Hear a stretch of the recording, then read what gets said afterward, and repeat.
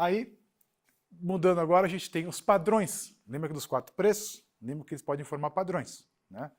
Então, os candles, eles sozinhos, eles não dizem muita coisa para a gente. Ele tem que combinar com alguma coisa, ou com suporte, ou ele falando com outro candle, ou ele falando com volume, tá? Então a gente tem que sempre combinar os candles para eles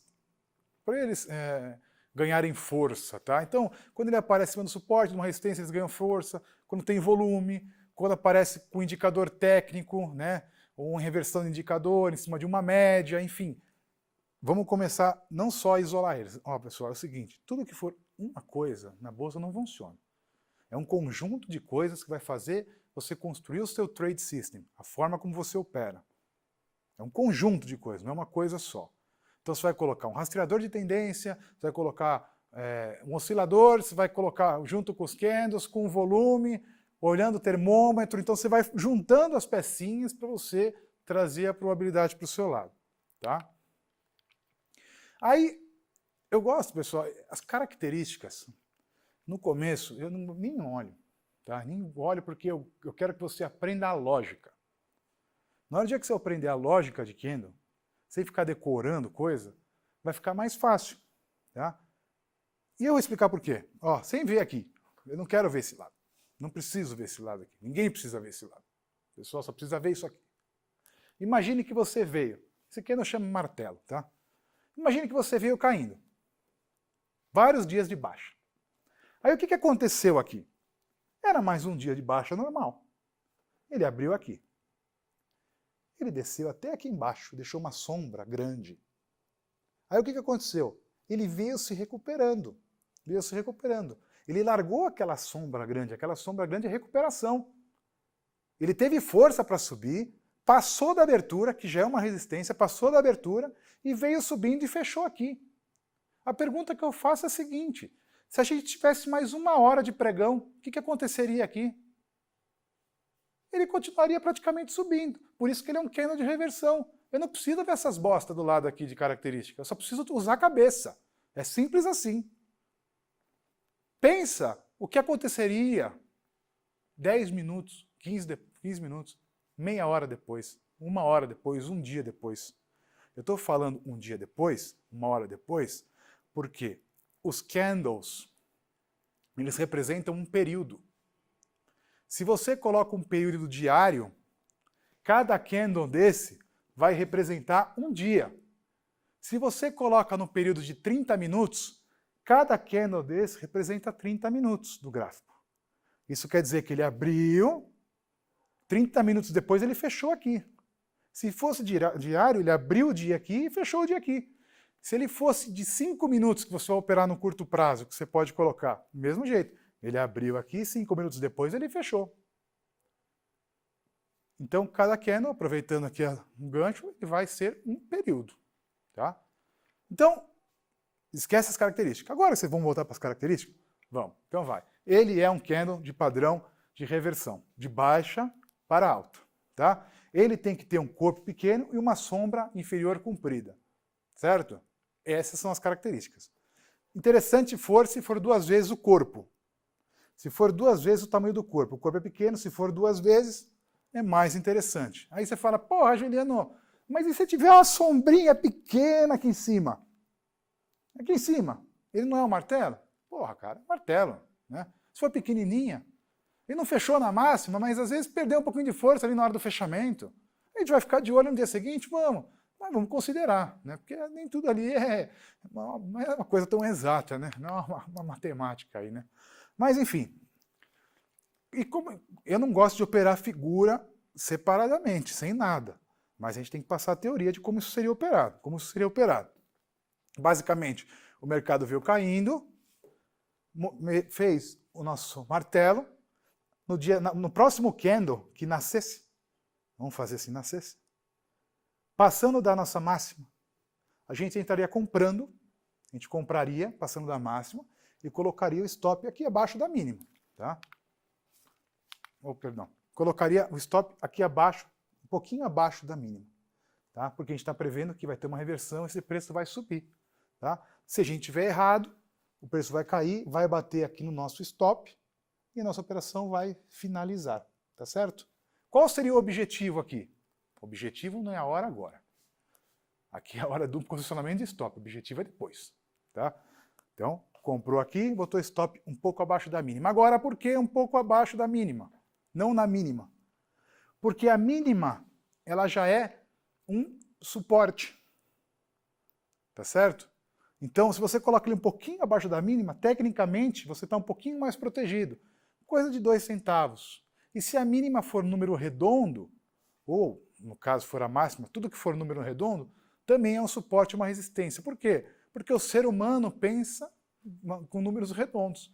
É difícil a gente jogar uma ordem no mercado de R$ 60,97, né? Ou uma ordem de R$ 70,99. Porra, a gente vai jogar uma ordem de 80, né? Vez 79,99, né?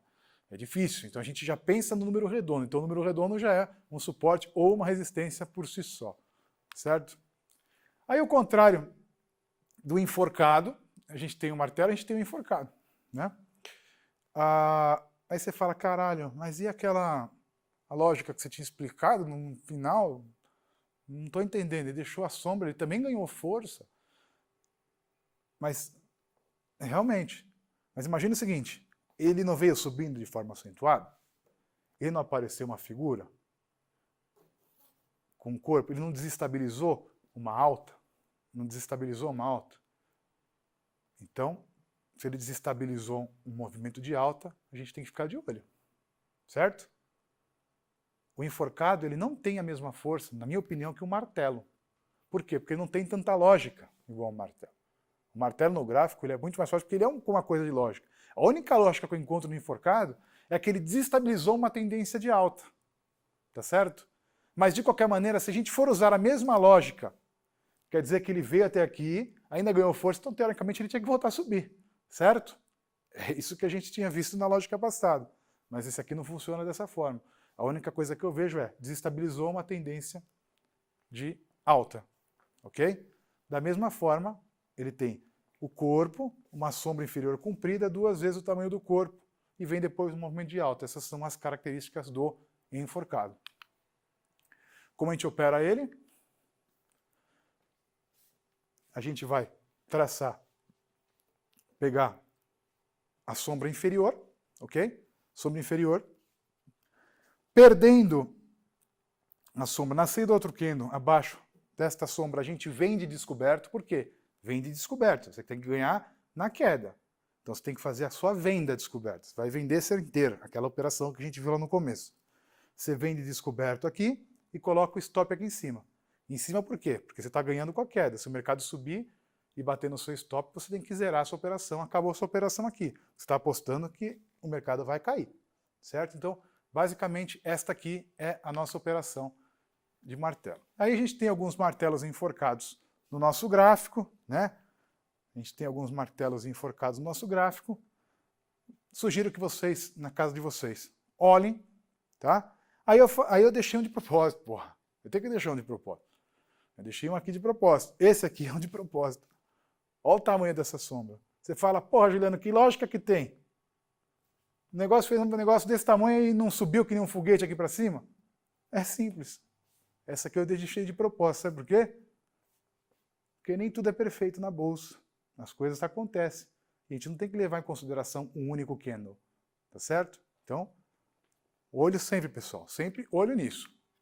Tá gravando, mano? Agora tá. Então, chega aí, mano. Chega aí, meu amigo. Vem cá. Chega aí, meu amigo. Que Esse aqui eu conheço faz muito tempo. Gente boa, trabalhamos junto pra caramba. Já curtiu umas noites. E ó, ele me falou uma coisa depois que a gente fechou o vídeo que me deixou muito feliz. Eu não sabia que ele gostava de bolsa, que ele tinha estudado alguma coisa de bolsa.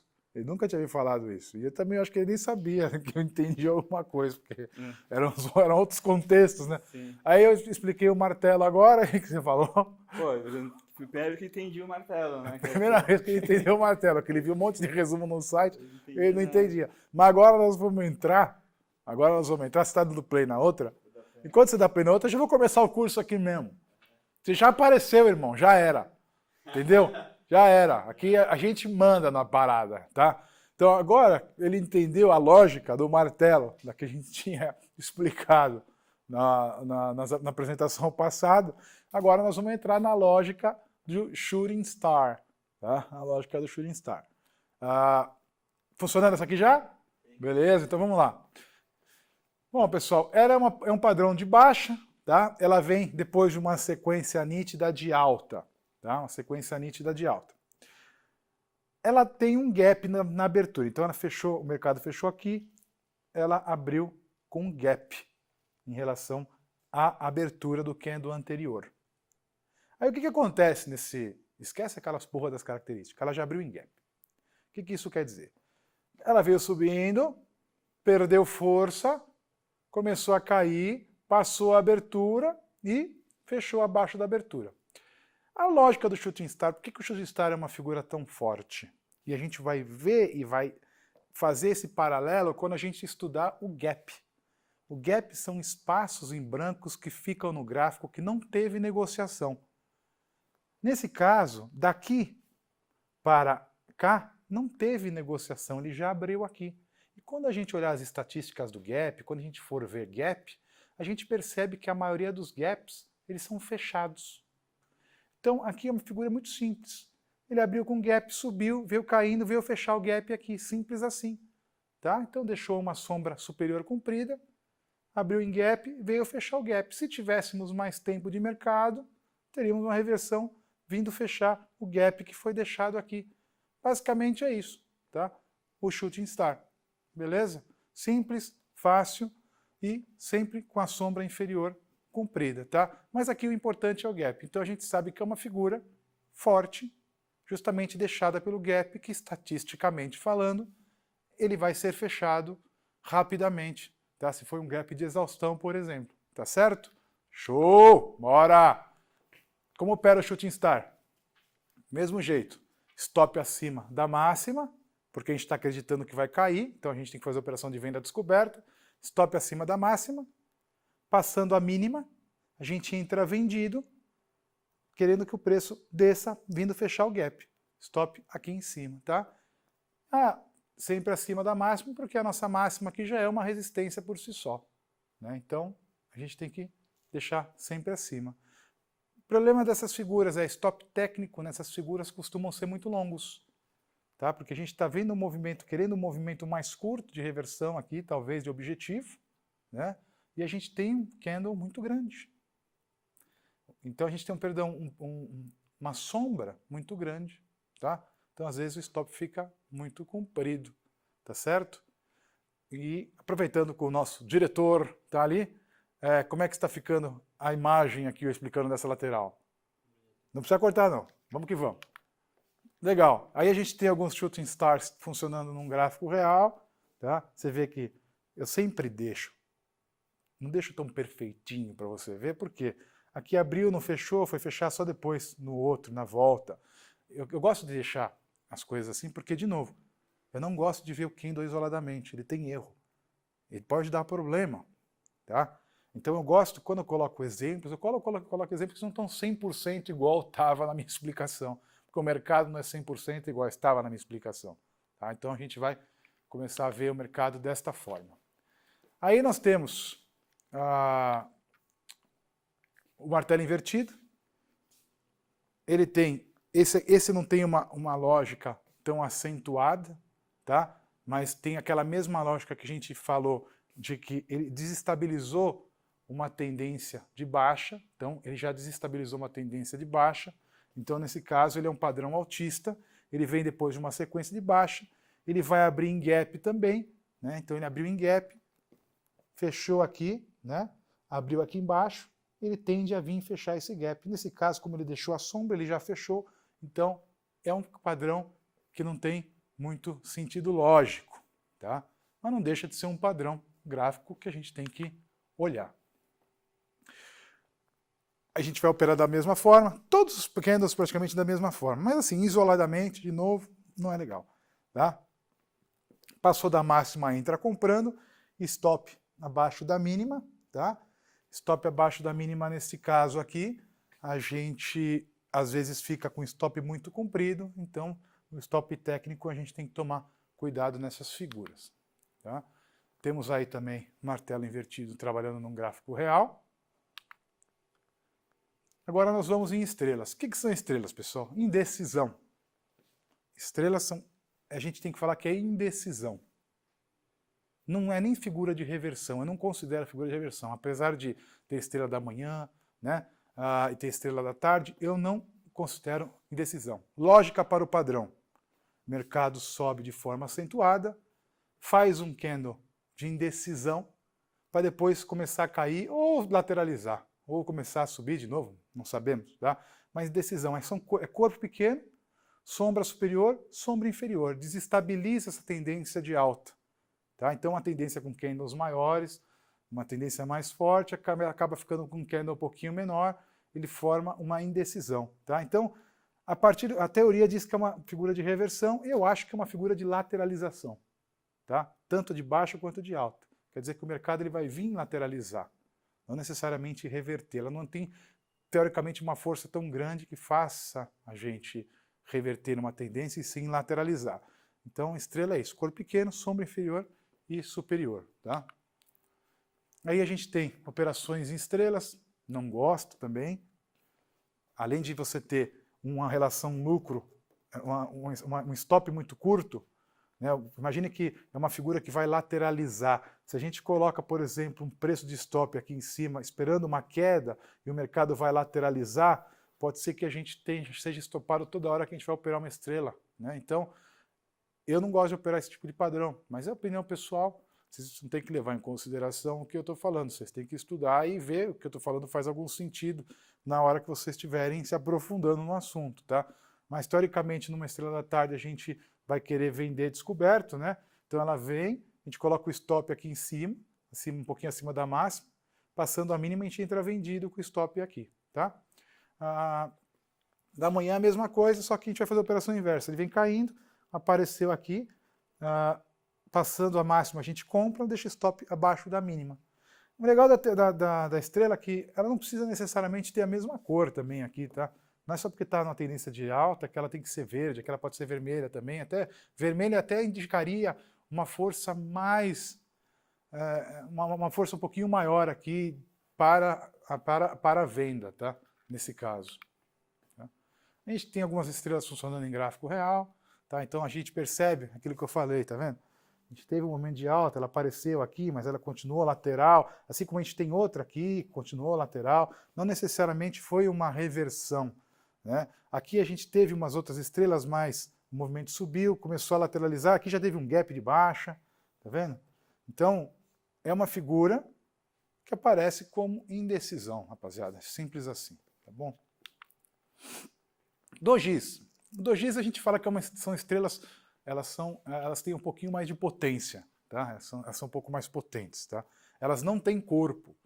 Aí a gente tem dojis que tem sombra superior, a gente tem dojis que tem sombra inferior e tem dojis que tem sombra superior e inferior. Tá? Então a gente chama de clássico quando tem as duas sombras, superior e inferior, dragonfly quando tem só a inferior, né? E túmulo quando tem a superior.